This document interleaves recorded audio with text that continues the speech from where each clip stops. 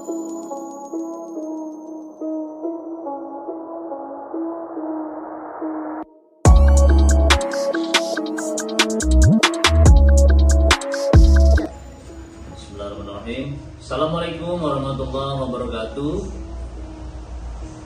Informasi keempat, hasil pengawasan BPOM terhadap sirup obat yang diduga mengandung cemaran etilen glikol (EG) dan dietilen glikol (DEG). 20 Oktober 2022, penjelasan BPOM RI tentang informasi keempat hasil pengawasan BPOM terhadap sirup obat yang diduga mengandung cemaran etilen glikol dan dietilen glikol. Ada sebanyak 11 informasi yang disampaikan BPOM.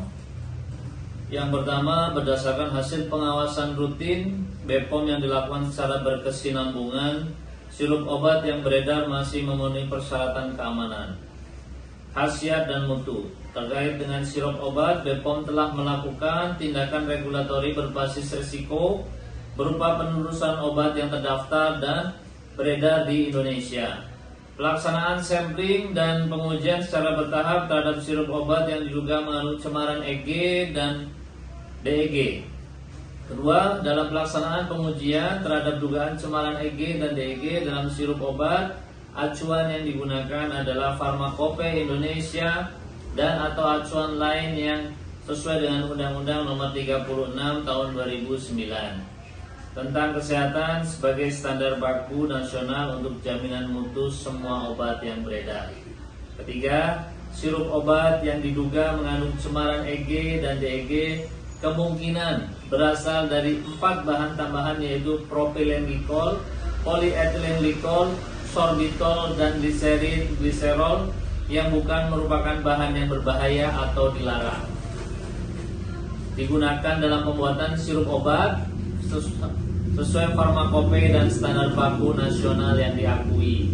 Ambang batas aman atau tolerable daily intake (TDI) untuk cemaran EG dan DEG sebesar 0,5 mg per kilogram berat badan per hari.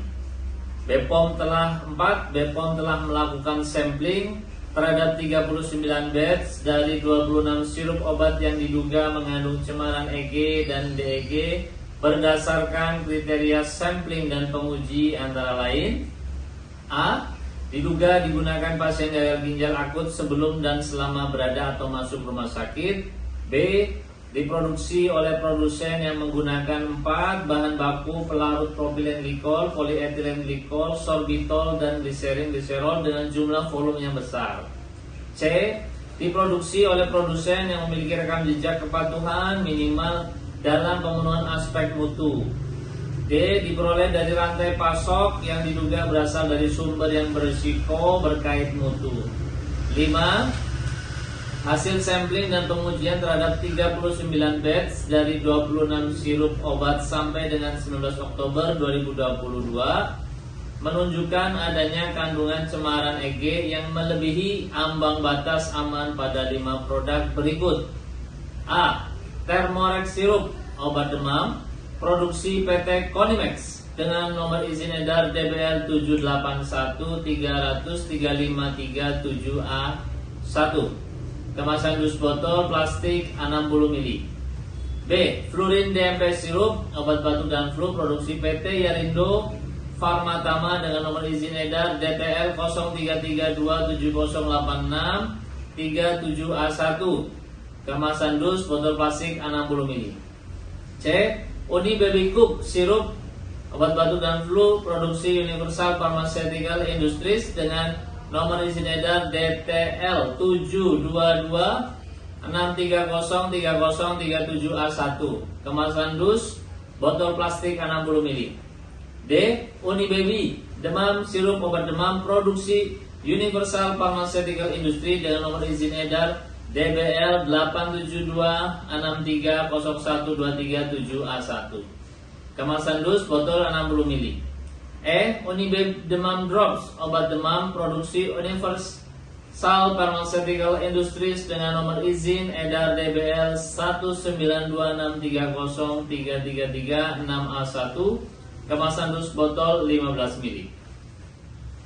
Namun demikian, hasil uji cemaran EG tersebut belum dapat mendukung kesimpulan bahwa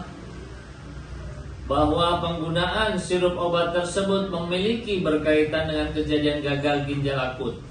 Karena selain penggunaan obat masih ada beberapa faktor risiko penyebab kejadian gagal ginjal akut seperti infeksi virus, bakteri, leptospira, dan multisystem inflammatory syndrome in children (MIS) strip C atau sindrom peradangan multisistem pasca COVID-19.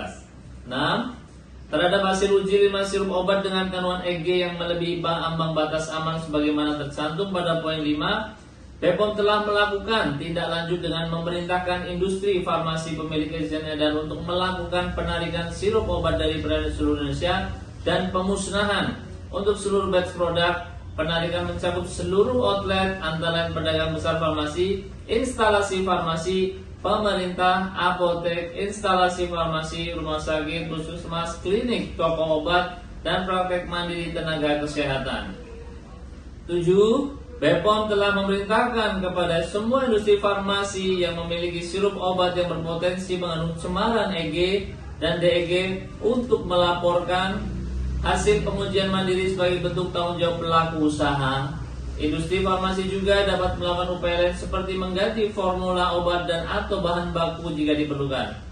8. BPOM bersama Kementerian Kesehatan, pakar kefarmasian, pakar farmakologi klinis, Ikatan Dokter Anak Indonesia (IDAI), penyebab dan pihak terkait lainnya masih terus menelusuri dan meneliti secara komprehensif sebagai kemungkinan faktor risiko penyebab terjadinya gagal ginjal akut atau acute kidney injury (AKI).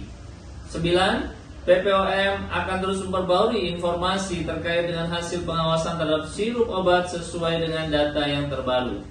10. BPOM mendorong tenaga kesehatan dan industri farmasi untuk terus aktif melaporkan efek samping obat atau kejadian tidak diinginkan pasca penggunaan obat kepada Pusat Farmakovigilance atau MESO Nasional melalui aplikasi MESO Mobile.